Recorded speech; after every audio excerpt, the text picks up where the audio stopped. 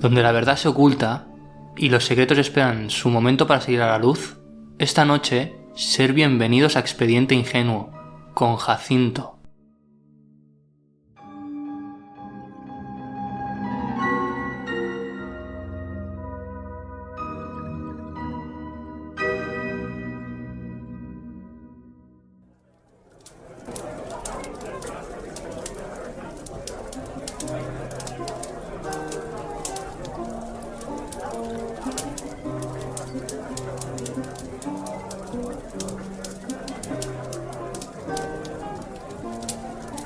Oye, ¿alguna vez has oído hablar de los acabadores? ¿Los qué? Los acabadores, gente que se dedicaba a ayudar a morir, pero no como lo imaginas. No eran médicos, no eran curas, no eran familia, eran otra cosa. ¿Estás hablando de eutanasia? No exactamente, algo va más allá. Es más viejo, más oscuro. En algunos pueblos de España había personas encargadas de terminar lo que la enfermedad no conseguía. A veces por compasión, a veces por dinero. ¿Y eso cómo se hacía? ¿Cómo sabían quién...? Escucha porque lo que he encontrado te va a volar la cabeza.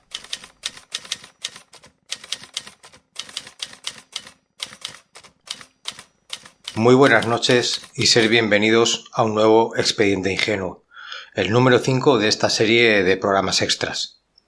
Esperamos que os sorprenda igual que nos sorprendió a nosotros cuando empezamos a indagar. Así que sin más preámbulos, empezamos.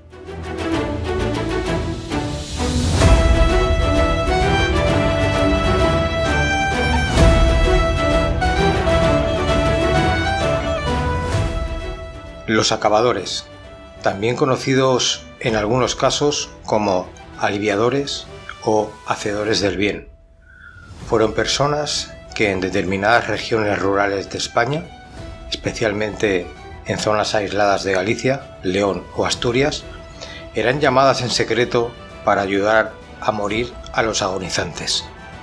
No eran brujos, ni médicos, ni curanderos.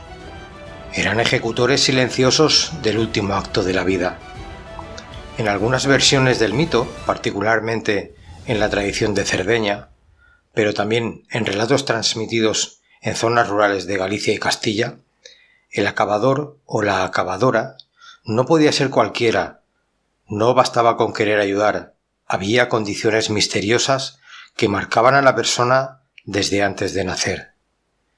Se decía que debían nacer en días marcados por la muerte o el tránsito, como por ejemplo el Día de los Difuntos, el 2 de noviembre, o en ciertas fases lunares oscuras, o incluso en la noche de un fallecimiento especialmente doloroso en la aldea.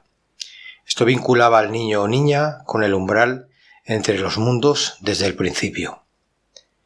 En algunas versiones, especialmente las más influenciadas por creencias arcanas cristianas o paganas, el acabador debía ser el séptimo hijo o hija de una misma familia, sin hermanas intermedias si era mujer, condición que ya en muchas culturas se consideraba mágica o profética.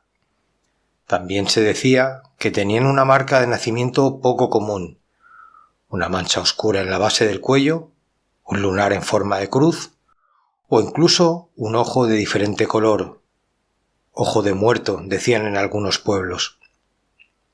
Estas marcas no eran vistas como deformidades, sino como señales de que esa persona no pertenecía del todo a este mundo. En algunos relatos se cuenta que el futuro acabador o acabadora nacía sin llorar, como si llegara ya sabiendo que su función sería silenciosa, última y definitiva. Lo más inquietante de estas historias es que la figura del acabador, en definitiva, no elegía serlo, era la comunidad, a través de una mezcla de superstición, respeto y miedo, la que lo reconocía.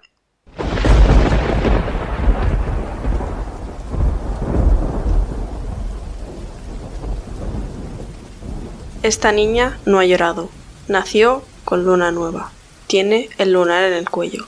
Es una acabadora.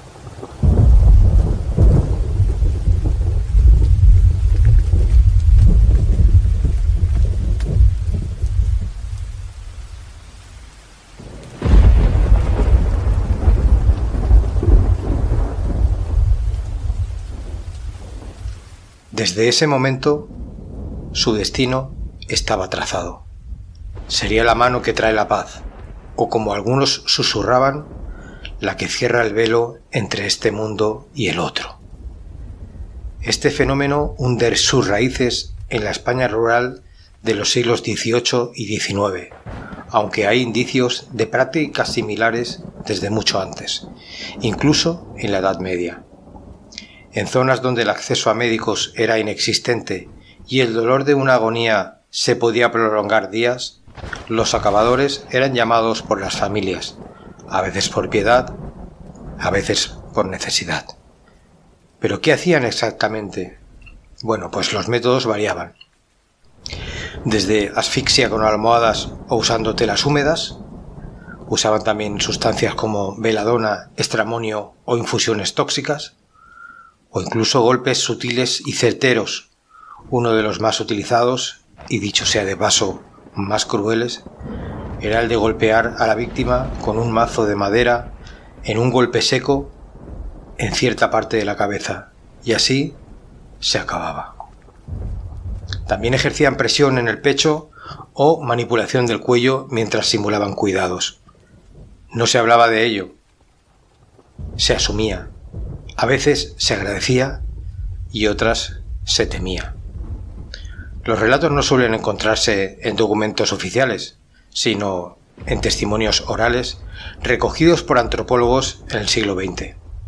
Uno de los más conocidos es el del etnógrafo gallego Xosé Ramón Mariño Ferro, quien recopiló historias sobre persoas que sabían cómo ayudar a ben morir.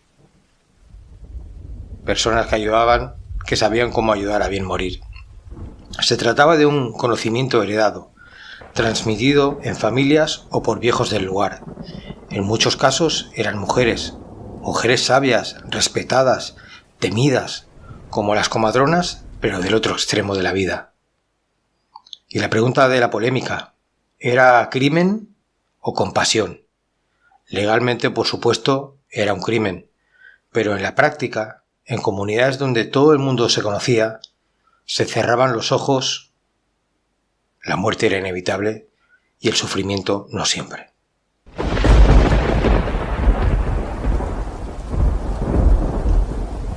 A continuación, os voy a relatar dos ejemplos reales de acabadores que actuaron en España. El caso real de María la Callada, la acabadora de León. En la década de 1930, en un pequeño pueblo de León, que hoy casi ha desaparecido, vivía una mujer llamada María, a quien todos llamaban la Callada. No tenía hijos, no tenía marido, vivía sola, con sus gallinas y hablaba poco, muy poco, pero cuando alguien agonizaba durante demasiado tiempo, su nombre aparecía susurrado en las cocinas. Se decía que María ayudaba a bien morir. María ayudaba a bien morir. Una mujer del pueblo, ya mayor, recordaba que su abuela había dicho que cuando su bisabuelo llevaba 4 días delirando, sin comer ni beber, con la cara desencajada por el dolor, llamaron a María. María entró sola en la habitación, estuvo allí unos 10 minutos, salió en silencio, nadie preguntó qué hizo. El abuelo murió esa noche con una expresión tranquila. Nunca fue acusada, nunca fue mencionada en voz alta, pero muchos la recordaban como alguien que tenía la mano necesaria. Este es solo uno de los tantos trabajos, pongámoslo entre comillas, que realizó por petición desesperada de alguno de los habitantes del pueblo que recurrieron a María. El segundo caso que os quiero traer sería el de Antón Dolombo, el viejo del susurro. En un pequeño pueblo de Ourense, en Galicia, 1924, donde las casas se amontonaban entre nieblas y montes de castaños, vivió un hombre apodado Antón Dolombo. Era un campesino de manos grandes, espalda encorvada y mirada limpia, No parecía alguien de quien se pudiera sospechar nada, pero en los relatos de los ancianos siempre aparecía su nombre cuando alguien moría bien. Antón no pedía nada, no hablaba de ello, solo iba si lo llamaban. Lo hacía al anochecer, caminando despacio, con una manta al hombro y una botella de aguardiente que nunca tocaba. La historia cuenta que en 1924, una mujer de 38 años, madre de 5 hijos, estaba muriéndose de una infección tras un parto. Llevaba días delirando con fiebre, con los niños llorando al otro lado de la puerta y el marido no sabía qué hacer. Una vecina le dijo: Si de verdad la quieres, llama a Antón. Esa noche, Antón entró en la casa, pidió quedarse a solas, al cabo de un rato salió, no dijo nada y se marchó. La mujer murió a la mañana siguiente. Nadie hizo preguntas, solo se comentó que Antón le había dado la paz. Año después, una nieta de aquella mujer, ya mayor, decía que su abuela no había muerto sola, que un ángel sin alas la había acompañado. Pero en el mismo pueblo también decían que Antón tenía las manos frías y justas, que no todos los que se cruzaban con él estaban preparados para lo que eso significaba.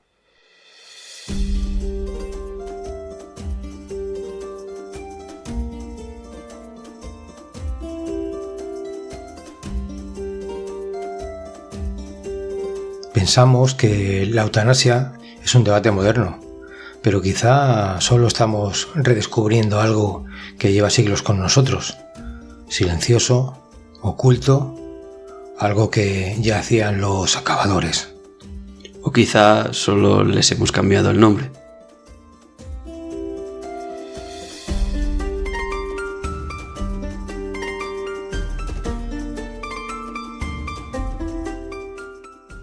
Quisiéramos dedicar el expediente a Sergio, que fue quien nos puso en conocimiento este tema y que consideramos que se merecía hacer un expediente ingenuo. Así que va por ti, Sergio. Y sin más, nos despedimos y, como siempre, con nuestra mítica frase: esto es Ingenuos del Misterio, que la oscuridad de la medianoche siga inspirando nuestras curiosidades y hasta muy pronto.